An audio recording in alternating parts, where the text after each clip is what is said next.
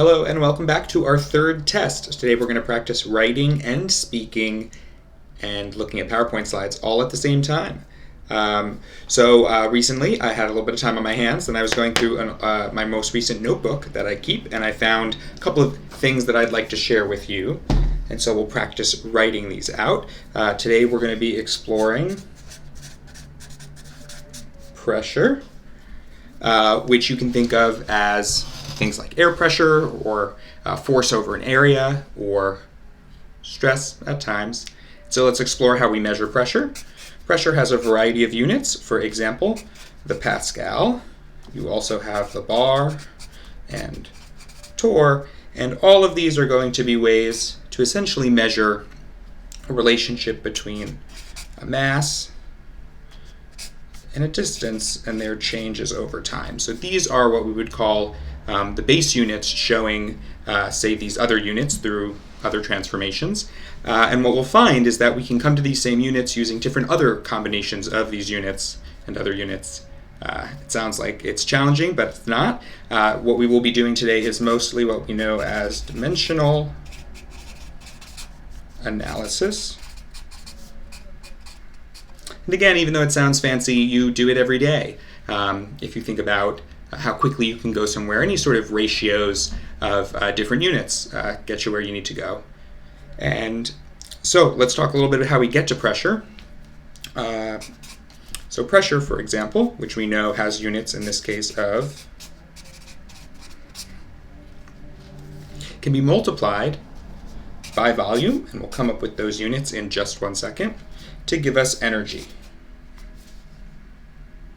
And so if you're familiar with PV equals nRT, one of the equations we use to study gases in an ideal system, we can use the multiplier of pressure and volume to give us the energy of the system, of its mechanics, essentially. And we know that the energy is still going to be kg meters squared per second squared. And so one fun way we can use dimensional analysis is by taking the two quantities that we know, we can find the third that we don't. So you may already know what the volume is, but we can double check what its units could be. So in this case, if we take energy and divide by pressure, we're going to get volume. So let's take those units and see what the units of the volume would be. I'm going to take the units for pressure up on top. I'm going to divide those. I already messed this up. I mess up stuff all the time. Let's start this over. We have the units for energy up top, and then we have the units for pressure on the bottom. So let's actually expand this out and better see what we have. We have, that is the top portion represented as this, and now we're going to flip the bottom to help us sort of see what we can cancel out more easily. This is because of the division that we can do this. And so, for example, if we begin to simplify, we can see we have masses on the top and bottom. We have a couple of seconds squared on the top and the bottom, and we're left with meters cubed, which is probably where we thought we'd end up, right? You think about cubic feet, cubic meters, things like that. That's going to be how you're measuring volumes.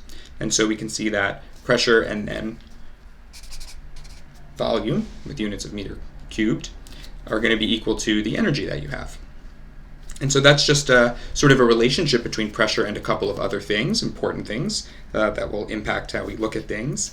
And so rather than discuss the mechanics of these, which relates to the motion of masses, let's discuss stuff that relates to charges. And we'll see another way to get field. And by field, I mean pressure.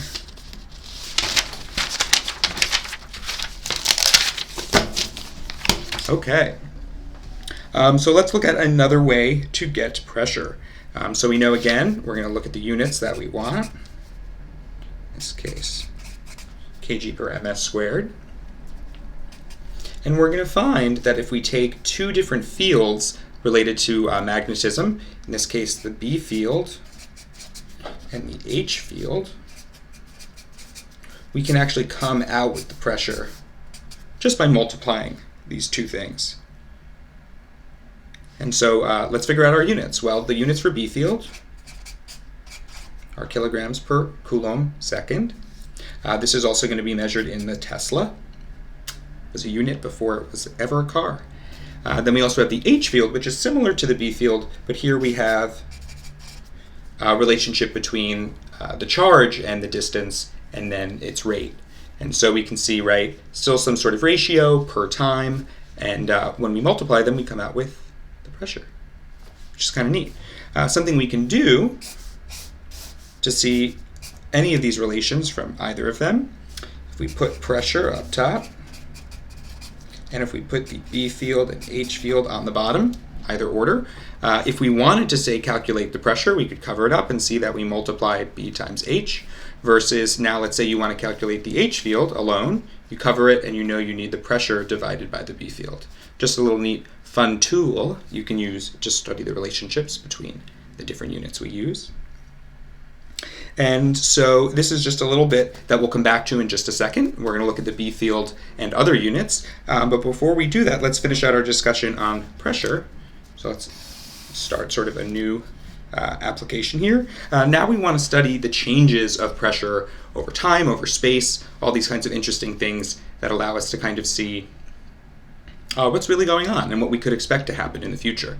You can imagine that measuring pressure or judging what it could or should be is very relevant for a lot of weather applications, a lot of science, obviously. So let's do it. Let us talk about mapping pressure.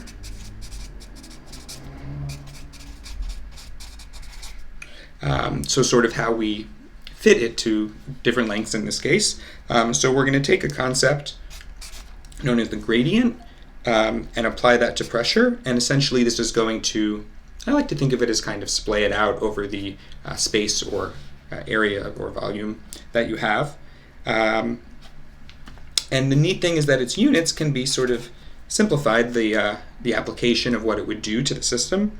And so we can take this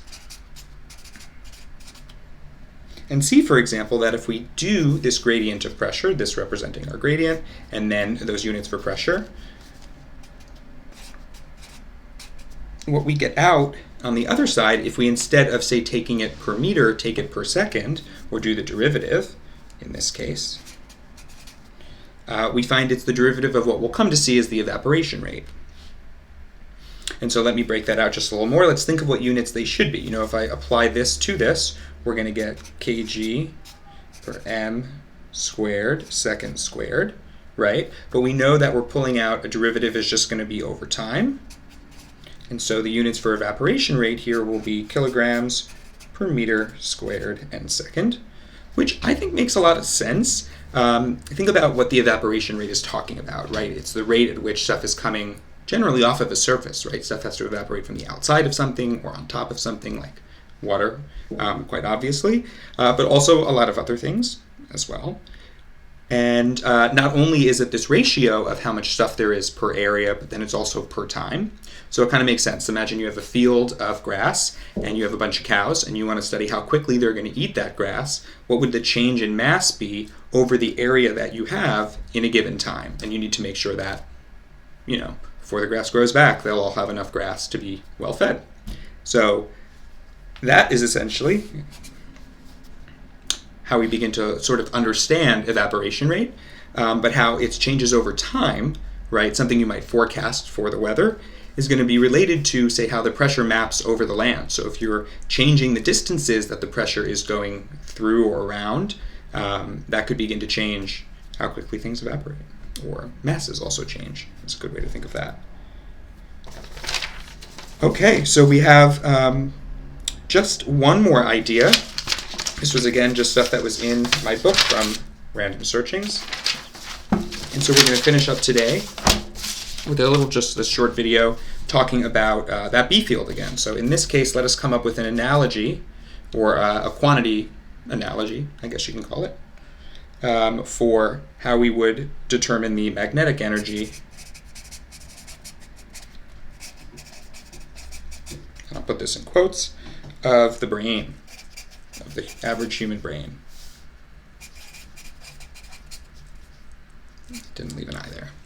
Okay, so I put magnetic energy in quotes in part because we don't have a formal term for units for this, but I'll suggest some, just sort of how they play off and parallel the joule. And the other thing is this is going to represent essentially, right, of course, things are moving in your brain physically, right? There's flowing of fluids and such, but there is also a flowing of charge. And so we're going to think about kind of how magnetic in some ways your brain is because of the work that it's doing. So in this case, we're going to take what we call our brain power, which we will be measuring to be around 30 watts. I read online it was something like 10 to 30 watts on average, but I'd like to think you're having a really good day. Your brain is really powering. So we'll study that. And we're going to put each of these over the magnetic field, so the B field here. And so we're going to find that when we come up with that from things like, I don't know if MRI actually determines that, but I know it is related to the magnetism of the brain, so I'm going to guess that it is. I didn't know they would run at such low Tesla, but we have 1 times 10 to the negative 12 Teslas. And so first we can do the math and come up with maybe units that don't show much. You can tell I'm biased. 3 times 10 to the 13th, right? This is going to flip up, so it's going to be a rather large number. So there's going to be a lot of energy in this brain. And then we also have our units, which are going to be AM squared per S. Weird units, man. But what is interesting, if we look at this, right, relating, say, the amount of power that the brain is using, the energy over time, and then also the sort of magnetism or the magnetic field associated with it, comes out with units that when we break them down, and we remember that the ampere for current is charge or coulombs over second, we can see here that we have, right, an extra CS from that A gives us C m squared second squared, which is kind of cool, right? Think about what we used to study the motion of masses. Now we have a unit that can help us study the motion of charges. And a lot of those probably similar equations exist just in the charge realm. Small scale is what I mean to say. I had one other thing, but it's not interesting enough to share. So I'm going to pause this and hope you guys enjoyed my practice writing. I'll see you all very soon.